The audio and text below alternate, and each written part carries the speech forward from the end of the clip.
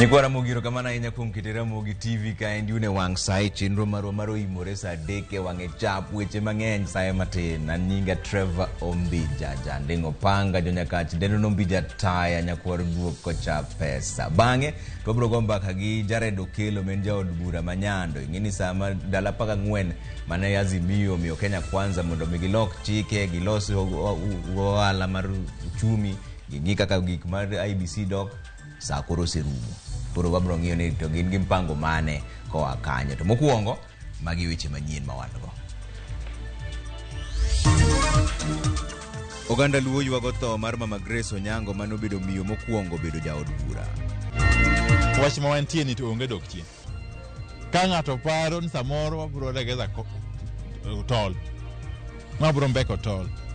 Mano ng'ama leko. Arita ne ojiwo oko mar karjot mar jatend piny Kenya men State House. Dipeni luoro ni tiere ni kweth Azimio la Umoja nyalo bago ng'anyo nyaka e alwora no.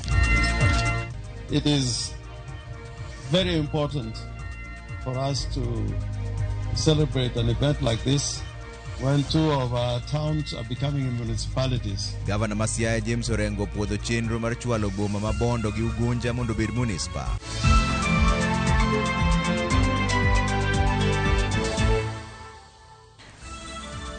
Mero kamano kumkete Ramogi TV kaendi wan gi kuyo to wanyalo yudo wayari adek auchiel nono gimomiyo en Mama Grace Onyango mane en miyo mokuongo bedo meya kendo jaod bura Kenya kaendi onindo. Kaluwore gi ote manowuok kuom nyare men Paulina Kwacha, Mama Grace onindo dhiambo makawuono e hospital ma Jaramogi Oginga Odinga Teaching and Referral Hospital mani Kisumu. Mama Grace ne en jahigni 99 kendo osebedo gi del mojony e kinde mokalo. Kalure kod ote mane ogol ne Ramogi TV odhiambo makawuono e yor ong'we yamo kod nyare ma ja ohala Paulina Akwacha, Mama Grace Onyango ne oninde bade kawuono e kayudo thieth ma Jaramogi Oginga Odinga Teaching and Referral Hospital bang' bedo kod del mojony. Mama Grace en achiel kuom thuondi mag Kenya ahinya to oganda Luo mane okedo kuom igni mathoth e neno ni mine oyudo nafas margi kod duol e kind oganda. Mama Grace bende inyalo par kuom bedo kansila, meya kod jaod bura mamiyo mokuongo e piny Kenya ndalo machon kane pod loch gwenge ne onge. Twak mare mogik kod Ramogi TV tarik 19 dwe mar 10 higa mokalo ne ogolo puonj ne jotelo mamine ka ojiwogi mondo gipiem gi chir kendo motegno kod chuo. Telo kiot nikech ne sik hero jo ji duto, mon, chuo. Mar ariyo, ok onego ibed ng'at ma jawuoro, ng'ama jawuoro ok bed ga jatelo. Daher mondo mine kotelo to gibed joma ok nyal tich matek kendo mabagwa ji ni chuo to ok adwa tiyo nigi kamano. Mama Grace owito ngimane ka jahigni 99. Millicent Adhiambo, Ramogi TV, Kisumu County. Kawuono wan gi kuyo tinyalo paro ni Mama Grace ne en ng'ama chal nade we nyisi kaka ne en ndalo machon. Wachako kaendi ni nonyuole higa tarik 26 dwe mar 6 higa mar 1924. Nying mane dende godo ne nyar bungu kaka ondiko ni kanyo to turgi ne en Gobei mani Sakwa. Wuon pargi ne en mosenindo Onyango Baridi mabe ne en jafwambo gi keyo mane nitiere kanyo ndalo manachon. Kata kamano nodhi e skul mar Ng'iya Girls kaso chako dhi e Vihiga TTC kama ipuonje weche chenro mag puonjo to mano be kama nochako duogo puonje kendo bang'e, lakini ne en miyo mokuongo bedo jaod bura Kisumu Town mano higa mar 1969 nyaka higa mar 1984. Ne en miyo mokuongo bende meya Kisumu higa mar 1965. Pod ne en nonro mar telo mare ne en miyo mokuongo bedo jalop speaker mano higa mar 1979 nyaka 1984. Bende ne en miyo mokuongo bedo jagoro maduong' mar Luo Union. Mage joma nowango bedo kanyo kaka jagoro maduong' mar Luo Union men gima ne pok onenore ndalo mane en kanyo nendo. Kata kamano bende ne en kansila mar Kaloleni Ward mane ni Kisumu. Weche mang'eny manotim manawango timo kaka ng'ama miyo ndalo higa manontiere no endo, kendo bende ne japuonj ng'iya girls kendo chako duogo kendo chako puonjo Vihiga TTC. Ne en jakanyo mar komiti mane nono nek mar JM Kariuki mano higa mar 1975. Bang'e noduogo ugolo pache e nonro no endo. Abro nyiso ibana bang' daka moko matin. Ne okwedo meko ma oyaye mar jopiny gi sirikal, kendo bende nokedo ne wito oko usuru mani juogo kuom ndigni. Koni mano nok ni kare nikech ji ne hinyore wach no endo. Pende kane odhi mbele ne ogoyo koko ne report mar nek mar JM Kariuki, nikech owacho ni nitiere kaka sirikal norocho iye gi jodito mar sirikal. En ema ng'ama ne ng'iyo wach no e yo maler, to nokoni sirikal ne rocho wach mar report mane gigolo. Mane ng'ama mama Grace ne en komliwore ni mea mokwongo kendo ne jaod bura bende mokwongo. Wakwayo ne jo mine jogi jodala mar Grace, Nyasaye mondo obed kodgi kendo rit gi chunygi e sani ma kuyo nitiere.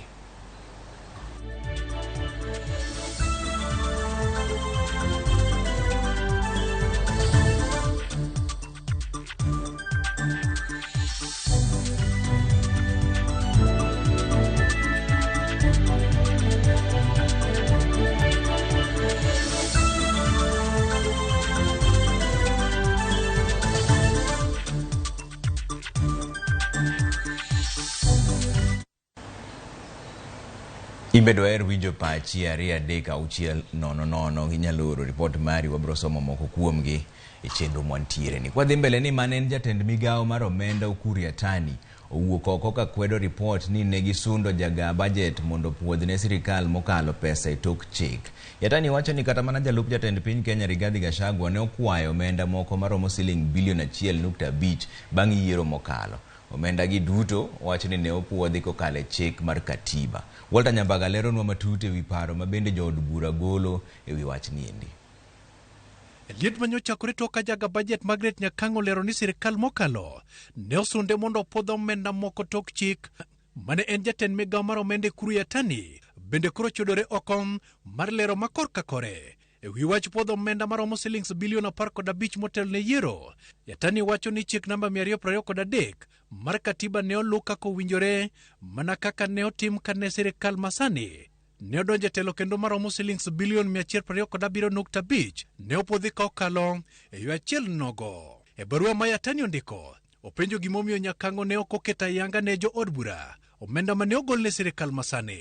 Mana kaka ranyisi, Yatani lero ni bang' yiero mokalo, jalup jatend piny Rigathi Gachagua ne ochwalo kwayo ya apise kodwa ni mondo opodh ne omenda maromo silings bilion 1.5 mondo mi otigo de tayo apise. Omenda makamano ne opodhi kokalo e chik achiel nogo mar namba 223 e ka olero ni ne ochiwo mano omenda maromo silings milion 500 kaluwore gi nok mar omenda.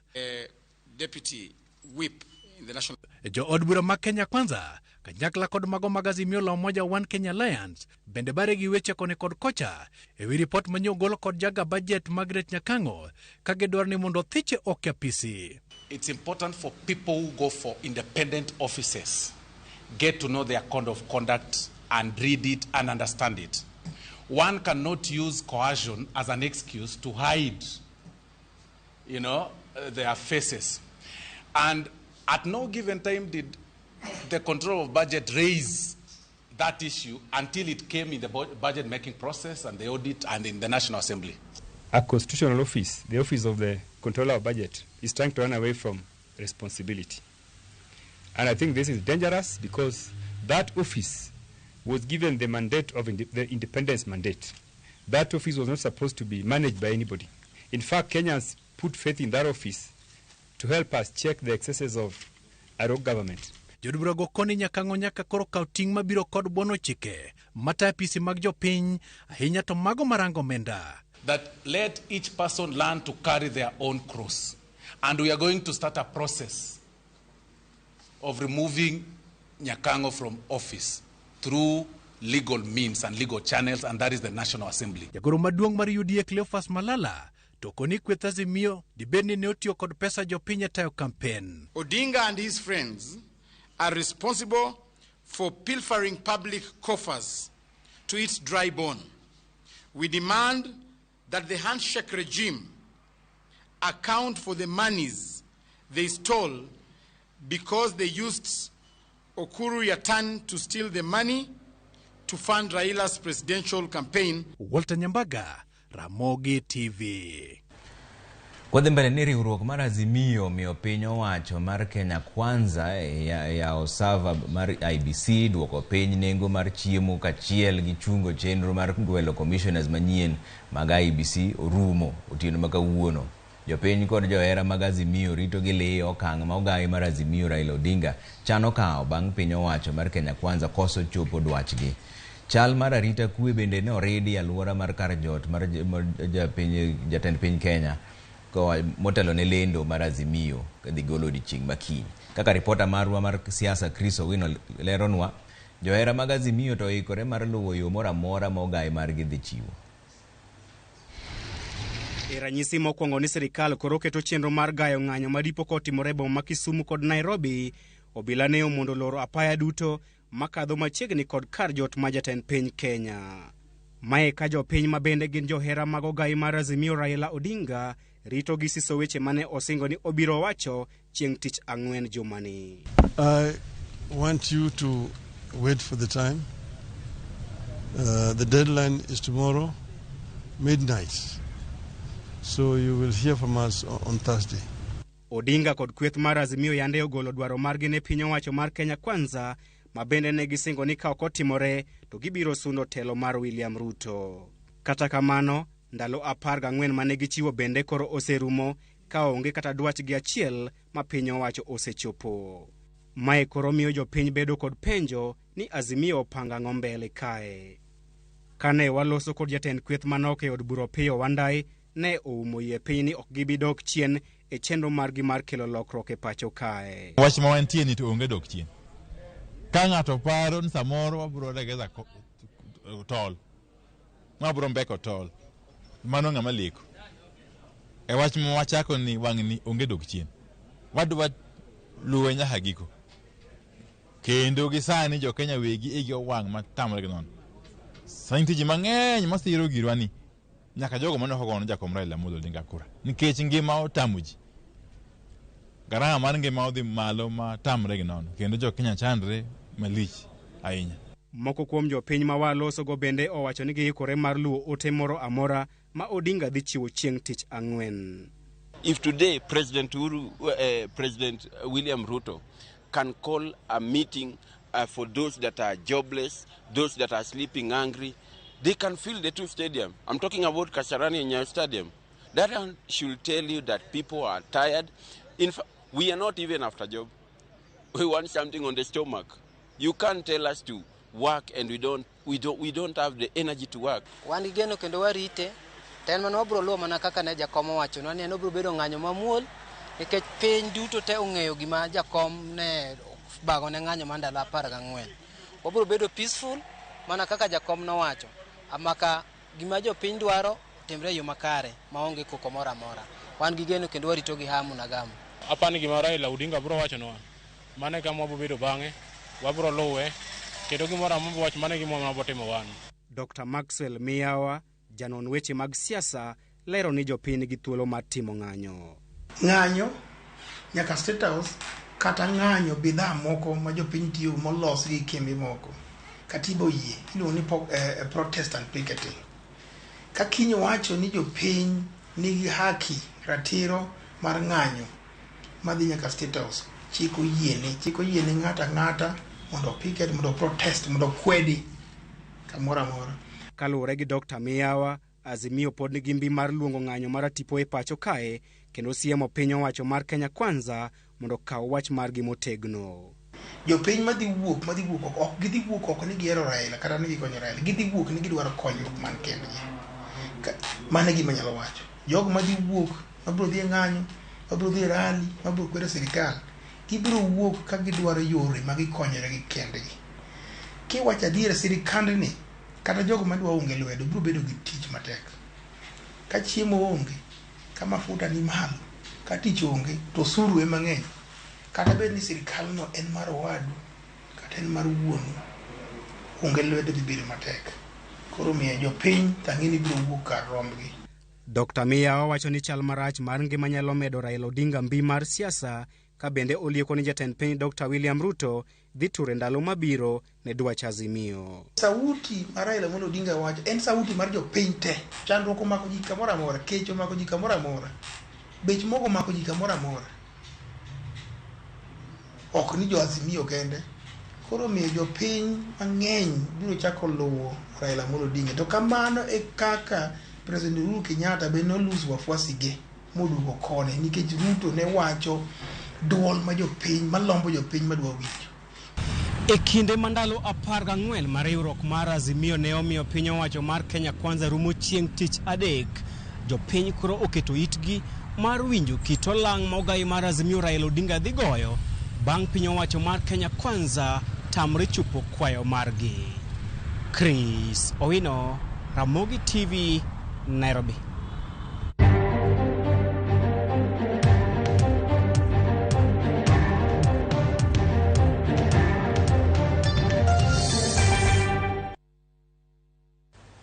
Mane mbaka mwadago e buch jopiny gi mheshimiwa Jared Okello men jaod bura manyando. Erokamano ahinya kuom miwa sechegi. Erokamano ahinya osiepna. Ng'eni joma luwo uteto koro rito gi leyo ni chenro en ang'o nikech sa to koro e rumo kawuono otieno sa 6 ndalo 14 orumo. Utimo nang'o bang' mano? Erokamano ahinya Trevor, kendo aduoko erokamano bende kuom miya thuolo mondo achak aduog e studio marwa ni en Ramogi TV mwageno mang'eny ahinya. Mar ariyo, yiena mondo mos jopiny OIMORE kaachiel kod Jonyando constituency. Alamonu Nyasaye ni weche matek ma Ruto oketowa, Nyasaye dhi golowa machiegni. Mogik, yiena mondo aket kuyo ne nyadendi mosewewa ma bende jaod bura mokwongo mamiyo motiyo higa mar 69 nyaka 83, Grace Onyango, mobedo nyaka meya ma Kisumu, mosebedo jalo matiyo tije madongo ahinya e weche mag dongruok e piny Luo. Nyasaye oket chunye kamokwe, joka osiepna akwacha, Nyasaye e mwalamonu. Kaachiel kod anyuola gi wedego osiepe mag Joseph Onywera ma wuod Kadibo ma waiko tarik 25 dweni. Nyasaye mondo rit anyuola duto mag Joseph Onywera. Wang'eyo ni weche te dhi rumo makare. Kiny weche odonje wang'e. Serikal joka Ruto ne weni en kawuono. Nyiso ni kata gik mwatimo gin ok ging'e maler. Kawuono giloro ndeche madhi State House kata State Lodge ma Kisumo, kendo giloro ndeche madhi State House ma Nairobi. Akalo kanyo kinyi kadhi od bura to ichungo ji ni tidhi kanye to in ng'a. Tapenjo gi ni to koro nyaka un ma obila ukia ni kinye mogino chakore. Omiyo kiny be ok wabibiro gi mitokni nikech gin giketo kutheka moko ma mitoka ok kalka. Ka wasechano ne wadhi State House kaka kiny jakom nolande, ok wadhi gi mitokni wadhi we mabor. Kacha wawuotho awuotha gi tiendwa town chiegni mondo water ne Ruto oboke ma wacho weche adek motegno. Wach mokwongo mwantiere e oboke ma bende chik oyienwa. Kisomo pend chik namba 37 oyiene ja Kenya mondo ong'any moluongo ni demonstration. Oyiene mondo picket, tiende ni manyo ratiro mare machalo mag union ka. Mar adek, oyiene kawo oboke mondo ter ne gima dho ngere dendo ni public authority. Kawuono ne wawuoye petition moro mowuok Awendo. Nitie weche mag law manomula Awendo Municipal Council ma ng'ato okelonwa bunge mondo wanon. Wandiko ne Ruto ne mokwongo nengo chiemo ohewa gi nengo mauta. Mar ariyo, weche mag yiero nyoseloso duol madhi yiero jogo monego donj kacha. Jogo ok wan godo gadieri, mano wadhi ndiko ne. Mar adek, sirkal ji te chule usuru. To gin ka gindiko ji e tijegi, indiko ja Kikuyu, tindiko ja Lang'o. To kwa penjo tikonwa ni mano sirkal man kod shares. Ni ka shares gitin ka tionge shares, ni tok nyal mi tich kanyo. Wadwa penje ni ka nigi kambi moro mane mantiere gi jo oda, onge tiende mondo mi jomoko chako kel pesa ne kambi no nikech gionge duol e kambi no. Wadwa penjo wan kaka jogo monge kambi joka Ruto miluongo ni Kenya, ang'o momiyo nega chulo usuru? Mano kiny wandiko e oboke no maler. Gima giwacho ma bende naneno kosetimore kawuono Nigi wacho ni State House en kamurita ahinya, na rita mare ni malo kabisa. To wawacho ne gini ya, awacho ni kawuono ne wayalo wach mar lo mawendo Municipal Council, ma ng'ato kelo petition, kaka luwore gi chik mar 37. Bungo chiel molo State House, tirito go bila mang'eny molo State House, to joka kelonwa barupe pile kendo wasomo kendo wawuoye. Eto Ruto ni to mane mamare ni ochiel manade, ma ok dwa ter barua ma chik oyienwa mondo mi water ne mondo odhi osomgi, nikech samoro gik ma wawachogi kata makora wacho kani awinjo ni Ruto no ok winj dholuo, to joge man go butego onego lokne. To kata ka ok madholuo kende, gigi jakom osebedo ka wache rally gi te, to waneno ma kodwoke e rally. En bendo luongo rally machielo kata odhi e kanisa to duoke. Ok wadwa no duokwa. No chiko ni kobolo muma ne pap, nengo gik moko ne piny. Ene mano wacho? Okay. To nyaka sani nengo gik moko osedhi malo. Ouru nyowe mogo ka 100. Nyalo manyo, wudo mera. Sani mogo 250. Paket achiel ma nyithindo ole pi to gibudhe mana chap to bende mogo no ruma kamano 250. Ouru nyowe ka en 100. Wanyiso Ruto no mera mumbi cha pok ilware. Dweche 7 pok nyathino keto muma piny. Yawa. To koro mheshimiwa wanona ne gik moko adek mudhi tero negi. Achiel en wach mar uchumi, mar ariyo en jo IBC duol mano ndiki mondo oyiere commissioners go to gi ndiko ji e tich. Wachaka ne gi wach mar uchumi ni. Udwa ne gitim nang'o nikech sirikal to nosewacho ni umigi thuolo moro matin. Girito mondo ji odhi okom koth mondo bi ji keyo bi ji oyud cham mondo bech gik moko dog chien. Nyocha giwacho ni gidwaro kelo gimo kaka bando, oganda, nyaka mchele maonge usuru mondo be nengo gik moko dog chien. Uno dwa ne gitim nang'o? Ka koro osesomo barua ni e wach mar uchumi ni udwa no tim nang'o? Ero kamano. Mokwongo kano onyiso wa ni kolwaro muma piny to nengo ne dhi piny. Ne ok onyiso wa ni bang'e no takwayo unu meda ndalo. Mano no ok owacho. Nokono lwaro muma ni pap to gigo dhege muma no. Kaka muma lwar ni pap to nengo lwar. Nyaka sani mano pok otimore. Bang'e no opogo fertilizer. Moro ne awinjo ni jo Morocco 100 to uso ka 3,500 fertilizer. Osiep na ng'ani kelo fertilizer sama piny ongoro ma koth pok ochwe koro dweche 5. Igeni sirkal Ruto ni emoriembo koth. Koth be yande chwe ka maber. To ka Ruto donjo sirkal oriembo koth. Ato moriembo ni oino osechwe gweng'u nyaka nyocha Ruto donjo. Koro no wakoni ok inyal chiwo fertilizer sama koth pod ok chwe. Gima dhano hinyore ne sani en kech. To nikech nengo gigo dhi malo. Ouru be nong'eyo na dier ngima tek ma gima nyaka watim mabete e pinje te ok no Ouru kende. Ikawo ngima mar japiny duoko ne piny ma sirkal kawo pesa mantiere consolidated bank kata consolidated account. Timedo chulo jopur kata joginene kata millers jogo marego mogo ni. Imiyogi pesa moro mondo mikoro giduog nengo piny ma dhongere dendo ni subsidy. Ouru noweyo subsidy mane chulo millers 7 billion e dwe ka dwe. Osiep na iwinjo ka kech odonje dala. To kinyis nyithino ni winjo wane mondi nyagero ploda mora wasi. Koro unu denya wakuongo watiek plot. Sama kech odonje dala development mora mori chungo. Kose chunge to koro jidhi e wach pidho jopiny mondi. Ruto konwa ne no dhi manyo mechanized materials kata equipment mar pur. Ok wadwar ma equipment mora sani, ok adwar ni ger ndara mora. Nikech jomigero negi ndara gi kiny wadhi ywago, kech onego.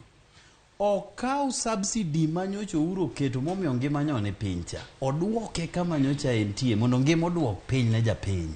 Kiko wachnwa ni ndeche moko Ouru noweyo Mount Kenya ka, mawinjo ni luongo ni Mau Road, ni gigo nyaka tieki. Osiepna ok wadwar ndara sani, ok wadwar gik mwadwaro sani gin gik ma muhimu. Mokwongo ni nengo gik moko mathago wagi duok piny. Mar ariyo school fees manyose dhi malo ma jonyuol ok nyal. Sana dhi pogo basari nyando. To basari mipogo cha ok chule te. Nyiso ni jonyuol mako bathe moka moro. To kumede kendo kaka nyoge mede cha to jonyuol mang'eny kata miye basari ma bo chako chandre kabisa mojudre mochul gimoro mathin pod nyathini mane dala. Koro wanyiso gi niya ging'inwa weche mag fees gi gigo piny, ging'ie weche mag chiemo gi gigo piny, ging'i nengo mafuta. Ing'e ni mafuta wan gi mafuta mar taya mabe matiyo mang'eny dala kocha, kaeto wan kod petrol ma mitokni ringo godo, to gi diesel ma masinde ringo godo, to gi geche marodonge. Sasa misemedo kata $1 e petrol, imedo nengo mar wuoth osedhi malo, imedo nengo mar gik moko te minyiewe piny nikech onge gimok losi gi mafuta.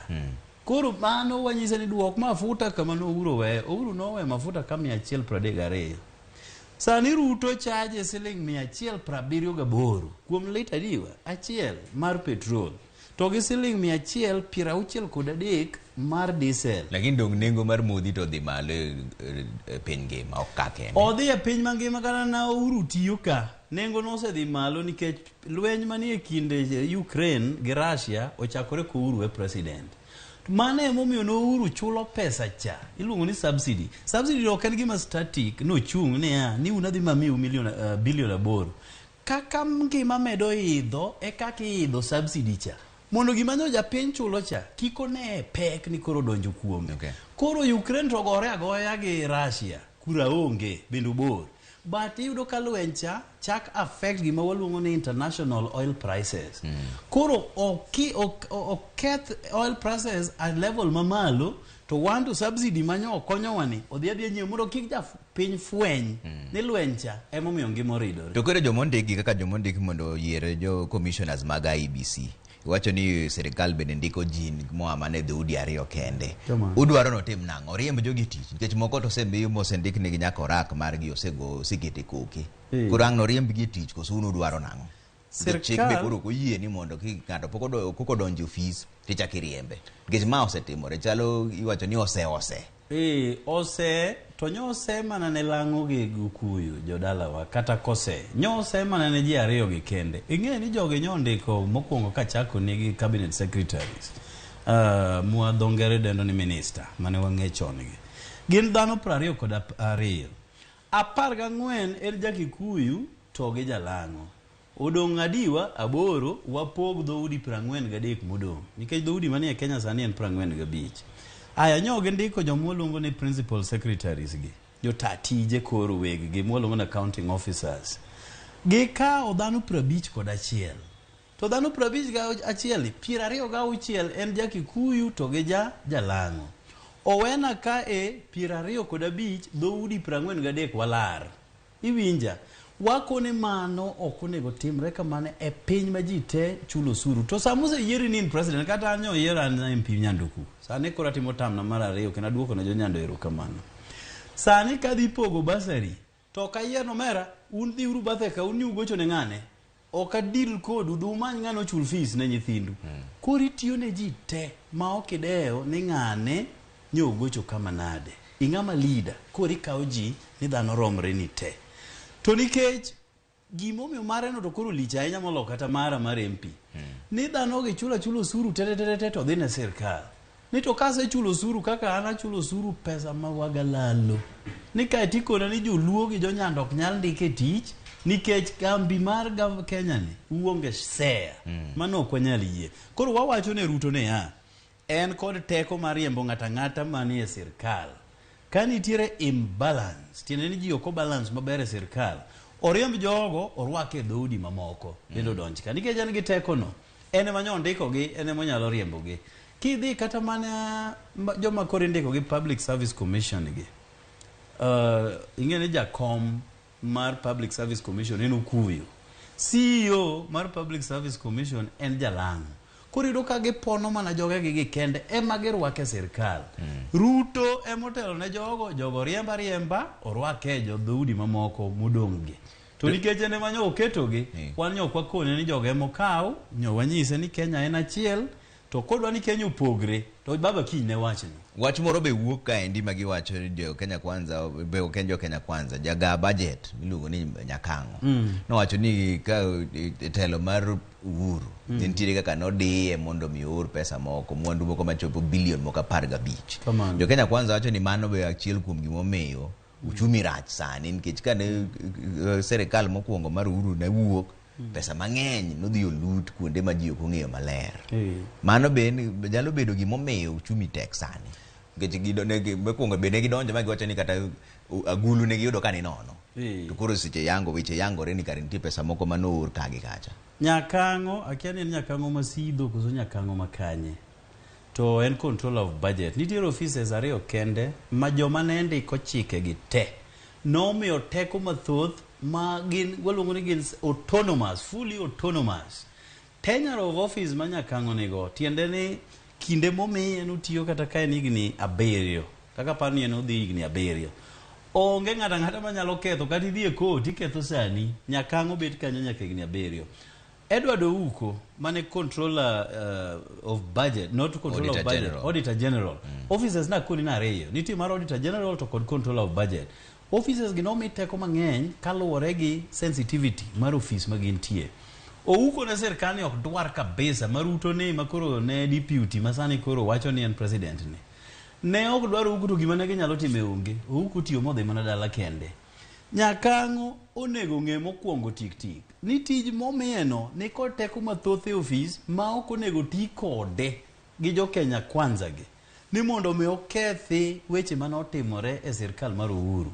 Kisomo pend chik 223 ma Kenya wacho ni nitiere seche ma control of budget nyalo liars gi treasury mondo mi gigol pesa ma samoro ne wabunge poko puodho nikech samoro wabunge ni e recess wadhi yweyo dala mondo mi wadhi wati tije manie ground. To wach moro muoch kata ne jo Kenya gore gi jo Somalia lweny mochakore kane jo Kenya onge omiyo nyaka gigol pesa mondo soldiers gi odhi mano wabiro kete kokwa bang'e kaka wajumbe. Seche mane Uhuru koro wuok nitiere gik moko ma nyaka ne tim. Mokwongo nitiere hospital miluongo ni majo KDF manye igero ni maruto ni be manyodhi moyawe akia ni ng'e mano nogol pesa mondo mi odhi otim weche mag hospital cha KDF hospital. Mar ariyo ne ndara muwuok Lamu dhi Garissa to chako wuok Garissa dhi Isiolo.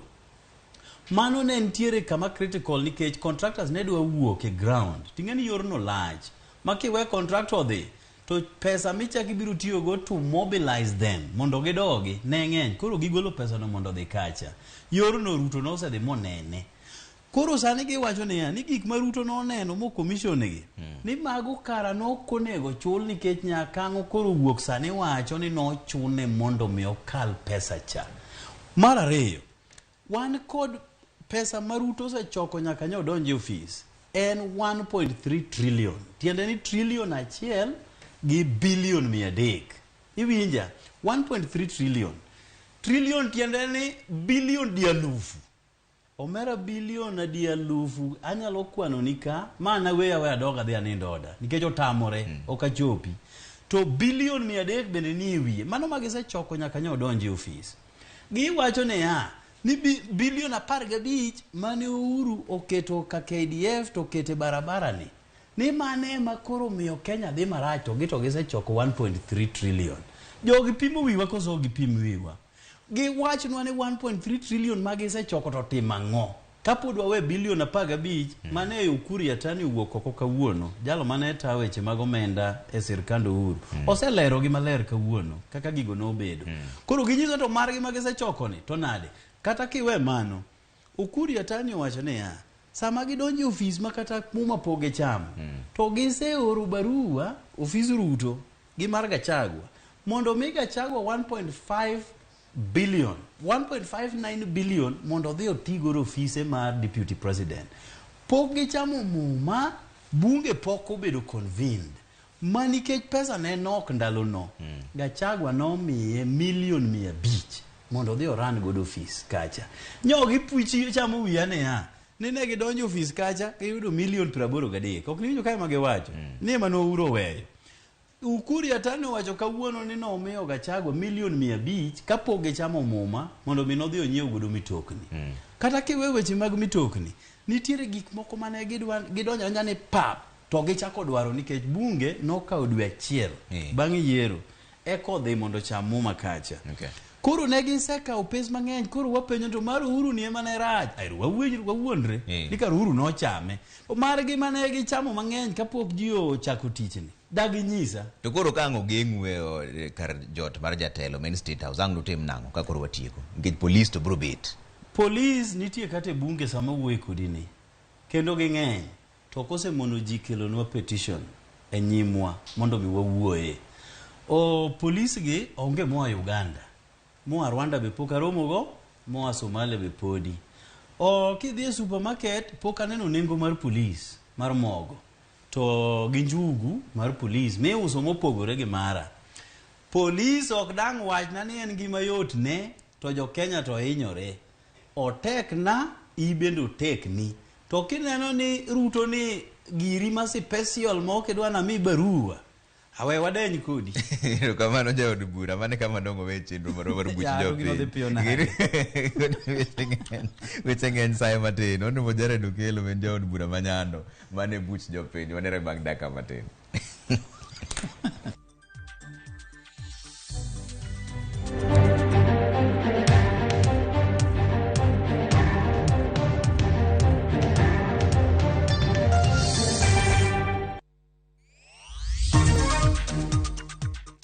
Bilano nonek mar japiny Australia moro manonegi Bungoma. Yud kawa iluongo ni dala ka inyolo Havana Estate Nakuru Phase 3 e nengo moluar mar siling 649 kende. Ndik ote machuok ni lu kasto ior e namba mar 200-321 kata ywa tol e namba mar 27-25-000-222.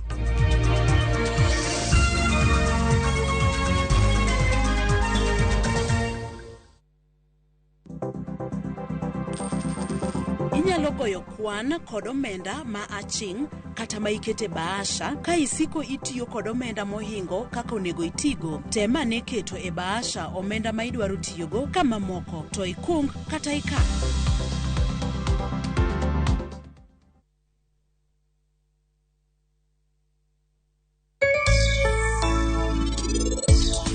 Ber timo yo ber kata bedo gi passion ni ji biro neno nikech ibo loso gima okel wich kuot. Wacho kisungu maler ahinya na winjo maber ing'eri ni mako dhoga.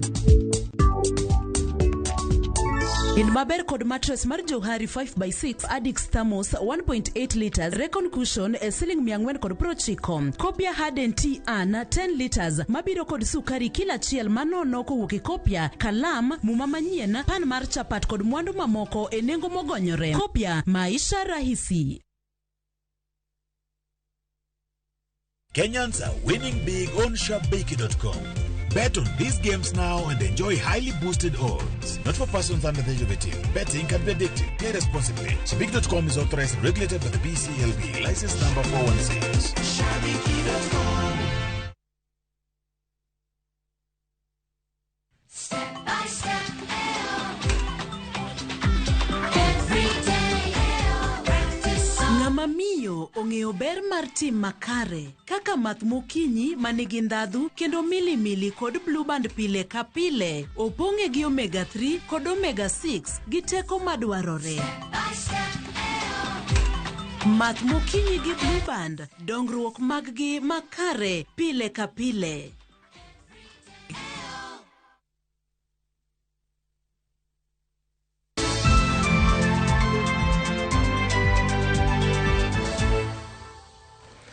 Wadhi mbele gi weche manyien ni jood bura mawuok e oganda ma jopith jamni koro dwaro mondo jatend piny Kenya William Ruto mondo ti kod thuolo ma chik omiye kendo ter jolweny e gwenge ma rito okethore mondo tiek jokuo jamni mosebedo ka chando jopiny. George Bati miwa ler. Monj kod nek mar jopiny mamedore e gwenge ma pedha mar kedo kod jokuo jamni timore. Omiyo moko kuom jood bura mawuok Hoho mar Okak sundo jatend piny William Ruto mondo kasre kendo chwal kwayo od bura mondo yiene jolweny taya pedhano ma ok obila ka gisingo ni giikore mar puodho wachno. It is now the time to deploy the military to take lead in that operation going on in North Rift under Article 241 3C. Mr. President, it is no longer business as usual. As Parliament, we are ready to pass that approval of allowing you to deploy military as soon as even tomorrow, to allow those region schools to be reopened, and the other region infrastructure and many other issues. Senator Mawasin Gishu Jackson Mandago to koro dwaro mondo maki kendo donjne josiasa ma ichich siro jomaundu mamonjo jopiny kendo lal kod jambgi. Any one of us who is found to be part and parcel of the process should be dealt with according to the law. There is no Kenyan citizen above the law in this country. And we want our people to live in peace. Kwayo mar jod burago biro e kinde ma jodolo kod jodak malo suke kaunti ma Samburu ne obago ng'anyo kaluwore kod monj ma kinde ka kinde makoro chunogi mondo mi gidar ka gisombo jambgi gi nyamburko ka gidhi e gwenge ma arita berie. Jana asubuhi ng'ombe yangu ilichukuliwa njao 2 na mbuzi 4, watoto ya mbuzi 4. Sasa nimesikia uchungu, sasa mimi natorosha hii ng'ombe ambaye nimebakishiwa, natoroka naenda sehemu za Nyandarua. Jodolo kod jodak makono seyo piny owacho kuom jwang'o kendo weyo jopiny ma Samburu e lwet jokuo jamni, kata obedo ni ting' mar piny owacho en rito jopiny kod mwandugi. Sisi wachungaji tumekuwa tu wachungaji sasa ya mazishi, ya kuzika wananchi, ya kusika washirika, na kuna serikali ambaye jukumu yake ni kulinda wananchi na mali yao. Tuko na right katika serikali yetu ya Kenya ili tutetee sisi, hata human right. Sisi tuko tayari kusema kwamba kama serikali hapana ingilia mambo hii kati, hii mambo itakuja kuwa disaster na itakuja kuwa chronic na itakuwa cancer. Wang' teko marife ma jokuo jamni medo keto kata obedo ni apedha ma igeto gigo dhi nyime. Omiyo gendini ma odak nyandwat mar Hoho mar Okak medo dak kod luoro ka kwayo margi en ni mondo piny owacho keto kenge mong'ith mar resogi e lwet jomaundugo. George Bati, Ramogi TV. Kwa mbele ni sani koro jotuo mohewore nyalo yudo thieth makende bang' piny owacho yango kar thieth mar ICU e hospital mar Mama Lucy mani Buore Nairobi kaendi. Mana kaka Judith Omondi leronwa, ICU no biro ting'o jotuo maromo 4 ka bende pod nitiere chenro madhi nyime mar yawe maduong' mondo nyal ting'o jotuo ma ok tin 18. Dweche adek bang' lipode moko landore e mbui ewi chenro mag thieth ma orochni e osiptal ma Mama Lucy, kendo kamiti mar thieth mar Senate golo paro mopogore opogore ewi gik ma owinjo keti e osiptandno. Sani koro Mama Lucy oloko sura. Odiochieng' ma kawuono girwako nyathigi manyien ma en kar thiedho jotuo ma ohewre ICU. When I arrived in office, the first complaint that I received was about Mama Lucy Hospital. The second complaint that I received was about Mama Lucy Hospital. And the third thing I saw, Your Excellency, was a summon from the Senate to appear. Na unajua nilidak siku kuja. I did not come because I said there must be a story in this hospital. Today I'm a proud governor. This hospital iko na history. In 2021 ilikuwa elevated ikuwa level 5. Ndio ikakuwa the main referral hospital pande ya Eastlands na pia na serve pande za Kiambu na Machakos. Maina ICU mokuonge osiptende mag kaunti ni ma Nairobi, ICU mani kod masinde manyasani. Masind kudho muya. Jatuo ma osebedo ka kuom kinde malach sani koro neno kagima nigi fungruok. Hii ni mashini ambayo inaitwa ventilator. Hii inasaidia mapafu. Kwa hivyo huyu ni mgonjwa ambaye ni mgonjwa sana. Mapafu haipumui vyema. Kaluwore kod lipot ma ochiwe nyasi ma oyuore kod jatend migao mar thieth Susan Nakumicha, Gavana ma Nairobi Johnson Sakaja, e kind jotelo mamoko, odiochieng' ka odiochieng' osiptali ma Mama Lucy chwalo jotuo ma owinjo keti ICU maromo 352 nyaka osiptende mamoko. Sani kwan no biro dok piny. Tuna matumaini sana, tunataka tukue na ICU zingine tukipata wahudumu wa afya na tukipata hii nafasi tukisongesha wagonjwa. Tunataka tuwe na vitanda 28 na tunaona hii itasaidia sana wakazi wa hii kaunti yetu ya Nairobi. Tumekuwa tukitafuta Nairobi mzima kaunti hatuja kuwa na hospitali ya ICU. So tumekuwa tukipeleka wagonjwa, either tunapeleka Kiambu mahali tunaomba, mara tunategea wagonjwa, tunaishi na mgonjwa tukitegea kutafuta chumba mahali tunampeleka apate hiyo huduma ya ICU. So unapata tunapoteza maisha ambayo tungeweza kuokoa. Dweche adek mokalo, osiptali ne odeko lor nikech ng'ur koa kuom jotuo ni ok migi thieth ma owinjore. Sani simbo ng'we yamo oket ka.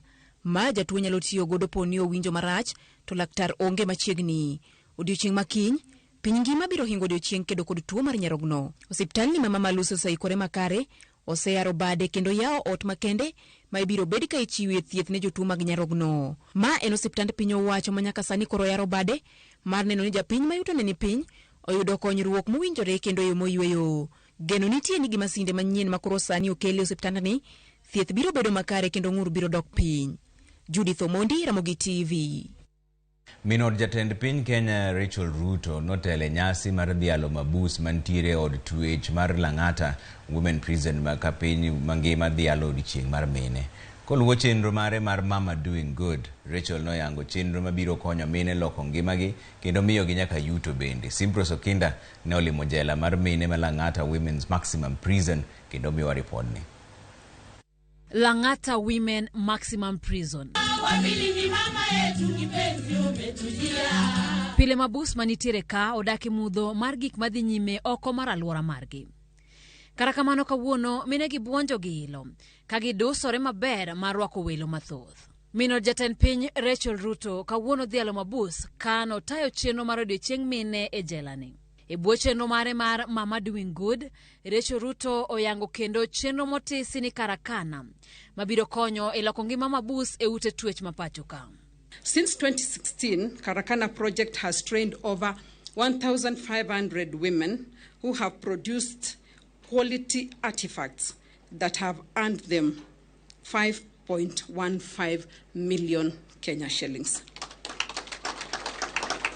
Cross-stitching is a source of hope for the women in prison.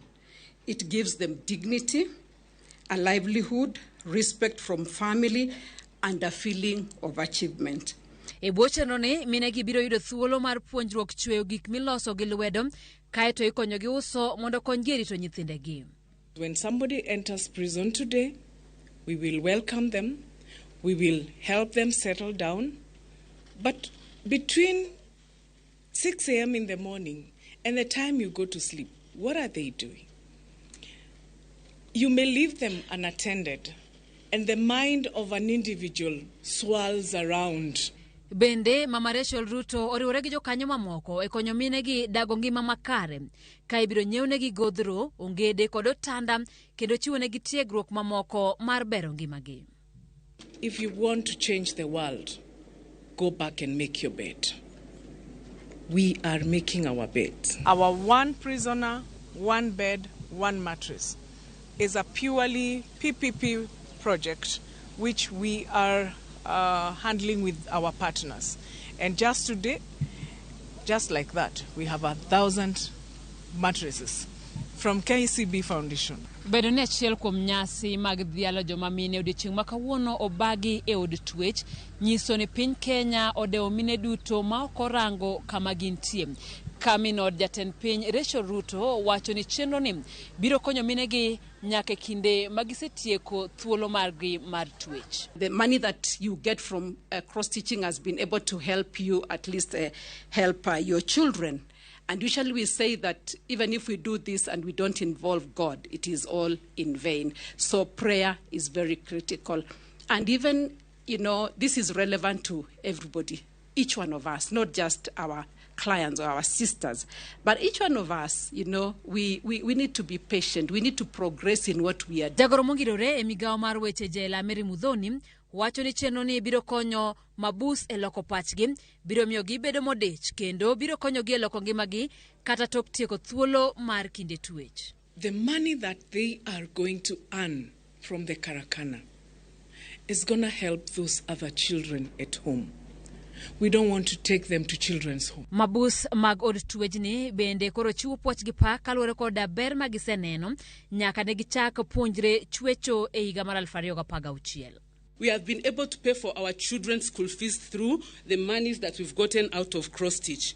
We have been able to buy them gifts. We have been able to send them gifts for their Christmases, to celebrate their birthdays. We have been able to embrace them as mothers and let them know that even though we are behind bars, we still care and we are still their mothers. Truly speaking, being connected to the First Lady is not an everyday thing. So being that we are connected to this project. It raises our self-esteem. Standing here, even as inmates in the midst of this, it raises our esteem, your First Lady. Thor mar wach mar odiochieng' mine igani en tiyo gi lony manyasani keto kit chwech duto maromre.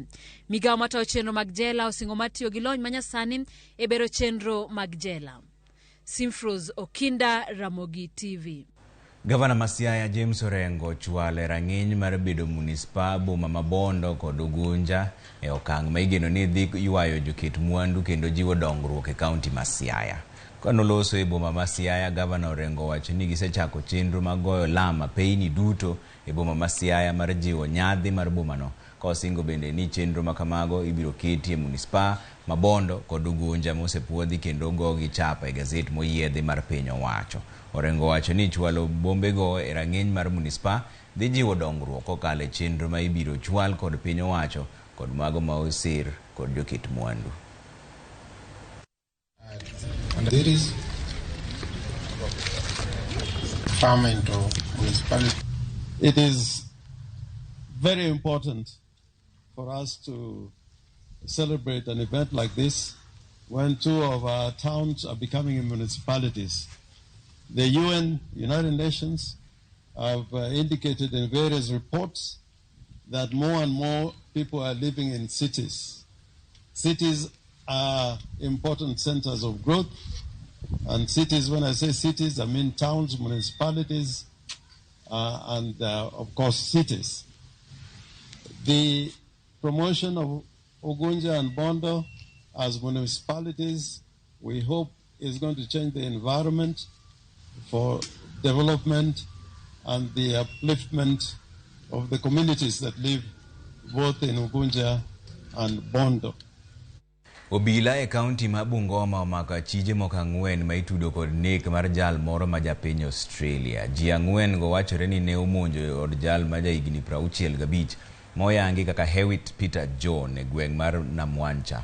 Ne omakgi kod omenda, simu kod opande kendo mar mosenendo. Achiel kuom achijego en maid od Hewitt Lemen Lilian Mekasia ma itudo gi nek bang' gwandruok kod jaode mosenendo. Achije moko gin Zablon Wafula Nyukuri, Emmanuel Simiyu kod John Bwele bende. Komanda mar obila ma Bungoma Francis Kooli oyango ni mosenendo ne oyudo hinyruok mathoth ka ringre noyudi ka onindo mana taro.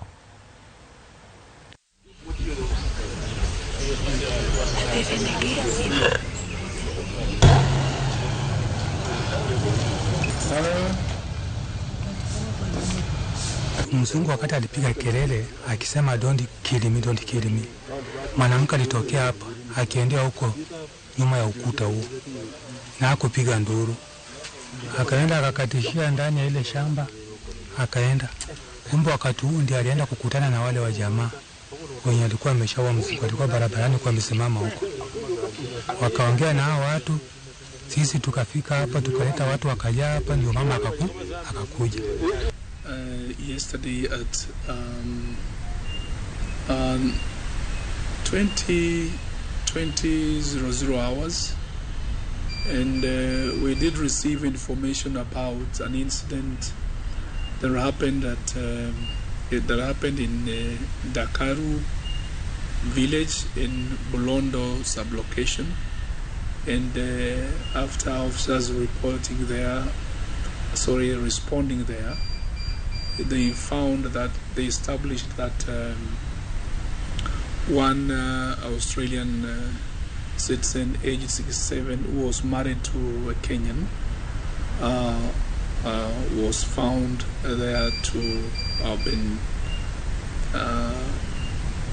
injured, and our officers, after investigations and after checking on that person actually was lying there, we realized that he had succumbed to the injuries, and the police actually combed there immediately. Loche mag kambi sukari makabras okwamo e gwenge manyandiwa bang' jodak mag gwenge go dina paya mawuok Siaya kadhi Kadenge ka giyuak ni kambino kelo kethruok mar alwora.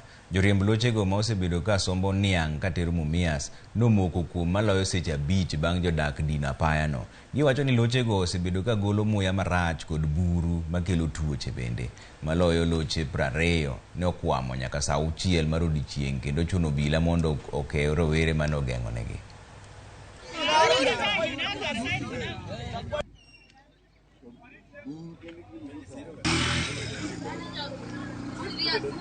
Bur mosebedo ka thaga i dala thoth.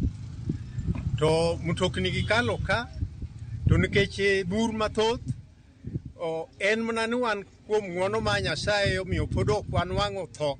Wasedhi kambi bwawuoyo gi jokambi, bwawuoyo gi jogo, to kwane gimoro amora ma gikawo mar mondo mi gitim nade, gilosnwa ndara. Omiyo wakwagi mana gi muolo gi mbola, ne ka giyie. To mondo gilosnwa ndara nikech wahinyre wan kaka jo ohala, onge ohala moro amora madiloki bath ndara. Kani ku kibanda kacha, okanyal uso wiwu kanyo nikech buru negowa, kata mandasi watedo ni nyithindo, mandasi pong'a buru. Wakwayo alego usonga mondo giketnwa lami kae. Lami ema wadwaro, kwadwa molasses to kwadwa pi, gikelnwa mna lami. Gima timore kar kae ni en gima seche te ka wagone jogi kura to ginyisowa ni ndalo 100. Te wakwayo kata mana county government, kambi en kambi maduong'. Kapo ni ok ginyal loso ndara ni mondo lamo bed kar ka, to kara giger kambi kar kae mondo wabe jowagi oyude biashara ma ginyalo timo. Aya, wadhi yo moro machuok duogo to pod wan weche manyien mang'eny mobro kelo iri kana kori ni sa matin weche to pod ng'eny. Wanere bang' dakika matin magi gik mabiro.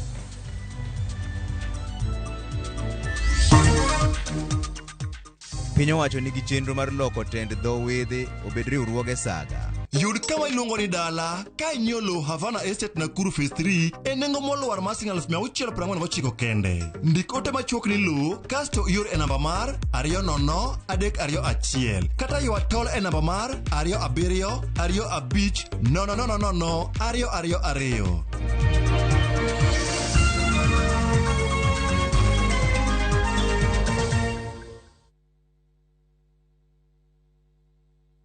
Fresh episodes now available on View Sasa. Let me tell you. Where? In Asali Chungu. Kagure will do anything to be in charge of her new home. Your wish is my command. There is so much entertainment on View Sasa.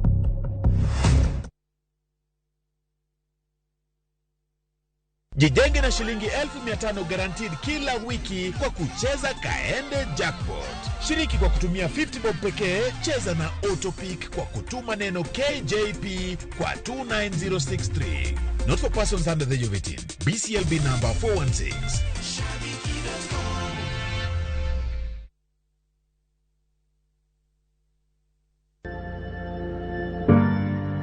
Seche ma wan piny ema ngima miyo watem mondo ng'e chir gi yie ma wan go mar kelo lokruok e ngimawa.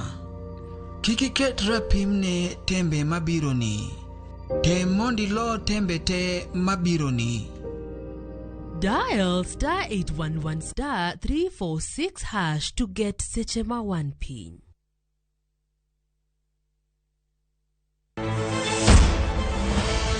Higni 5 gi dweche 8 nyaka ne ngire Peter Nyang' Nyong'o ka otelo. Honorable Professor Peter Nyang' Nyong'o, do swear that I shall always. Singo mane oketo ne jo Kisumu to mage ma osechopi. Nikech adier nodarwa kuonde wa mane beyo. We lost a lot of things. To koro wabiro ka wadoke dhier. Chieng' tich ang'wen tarik 9 saa 1 kod saa 3 otieno, Walter Nyambaga keto e kom maliet Gavana Peter Nyang' Nyong'o. Kar thiedho ji mar Ramogi Odinga Hospital mowasetime tich matek ahinya. Ka onono tije kendo luwo singo mane oketo ne jo Kisumu, kik bai mana e Ramogi TV.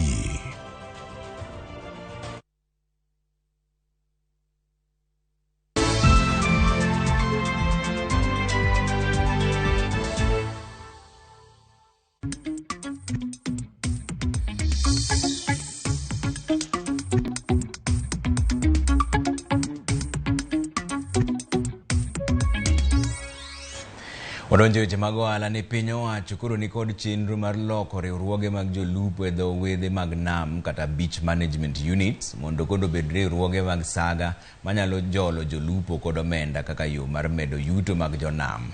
Mana kaka Edwin Okoth leronwa, chenro mar loso kuonde ma iuse rech kowuok e nam kata banda kaachiel kod yore ma ikano godo rech mondo med godo yuto mag jolupo bende koro idhi chake. Ei chenro no, jatend migawo mar mwandu mawuok e bwo lowo kod nembe ma pacho ka Salim Mvurya wacho ni riwruoge mag banda 445 mayudore e dho nembe ma pacho ka ibiro losgo riwruoge saga 60.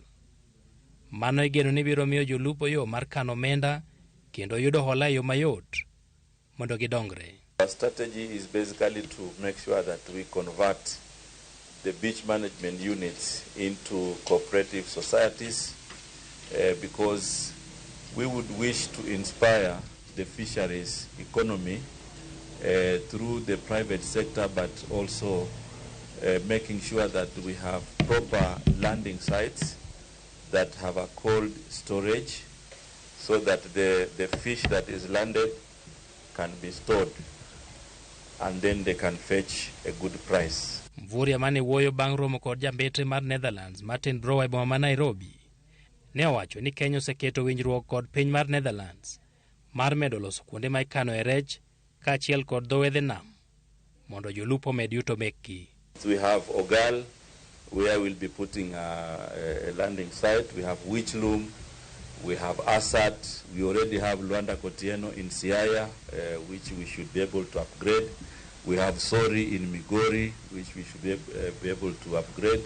So these are some of the interventions that we have across the country. And remember also we want to integrate the marine and the aquaculture. So in the next few months we should be able to launch Kabonyo Kanyagwal Aquaculture Center of Excellence, which will cost, first phase will be $1 billion, and we are working with the government of Hungary in that project.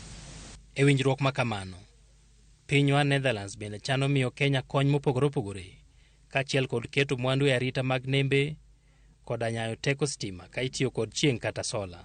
There are so many different aspects of our program here in Kenya that relate actually to the Ministry of Mining and the Blue Economy, and we have also touched upon the different areas of cooperation there, as the CS mentioned, maritime security, but also shipping is an important element of that.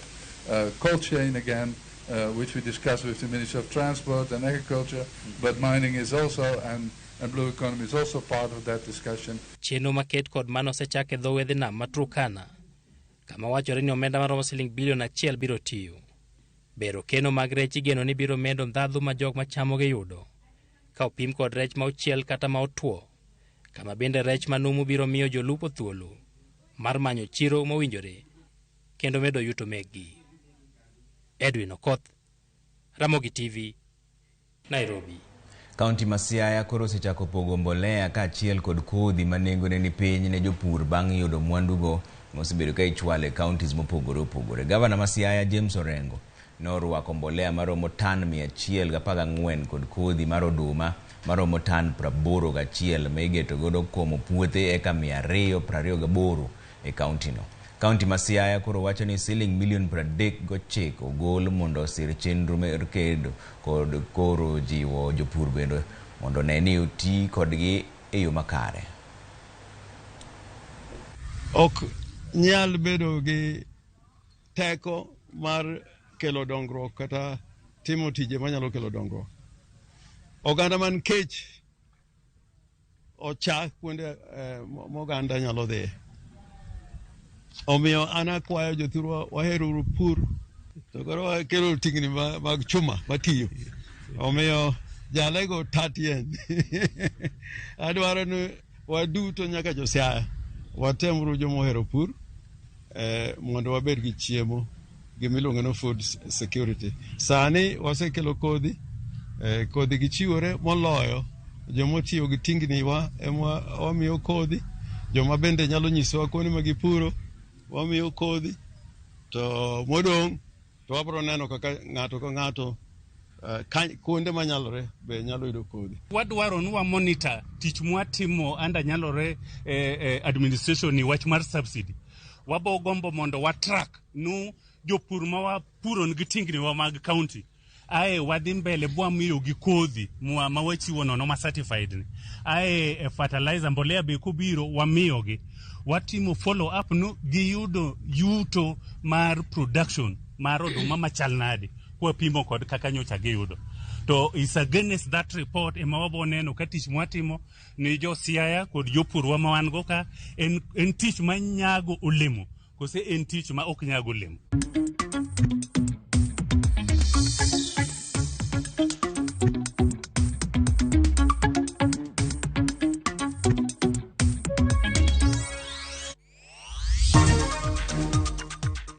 Gor Mahia wuok amodhi gi Nzoia Sugar e tugo mar lig.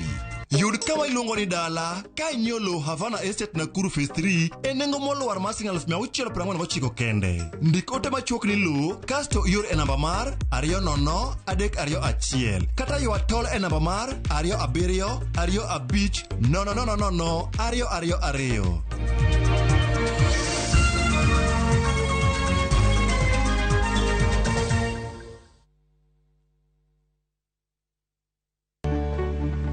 Duondgi osethir kendo ok winj motegno. E Ramogi TV, wating'o duondgi. Wabedo gi twak gi nyionagi mung'eyo kendo yango mapok ung'eyo.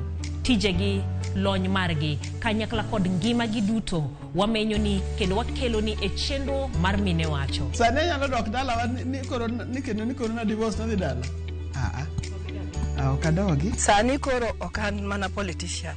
Koro anje tich. Kamano bende, wamenyo ni miyo motimo maber juma ka juma, kaka Phoebe Asio, Charity Ngilu, Jael Mbogo, Wamboi Otieno, Mudhoni Wakirima, e kind mamoko e chenro mar miyo mar juma. Inyalo bedo miyo manigi sigana mapok omeny, kikibajigoi, tudi koda Jaelieta, ngeso ka ngeso, saa 3 otieno, e mine wacho.